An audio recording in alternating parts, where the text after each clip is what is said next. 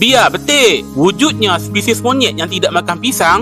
Di sepanjang sungai Borneo hidup satu makhluk unik yang memikat hati, monyet Belanda, atau dalam bahasa Mak Saleh dipanggil sebagai proboscis monkey. Monyet Belanda terkenal dengan hidungnya yang besar, terutamanya monyet jantan, macam hidung Squidward. Hidung ini digunakan oleh monyet jantan untuk memikat pasangannya. Tidak seperti kebanyakan monyet lain, monyet Belanda tidak makan pisang. Sistem penghadaman mereka yang unik direka khas untuk mencela daun muda, buah yang belum masak dan pucuk tumbuhan. Pisang dengan kandungan gula yang tinggi boleh menyebabkan kembung perut dan merosakkan kesihatan mereka. Bro, nak pisang? Wow, chill.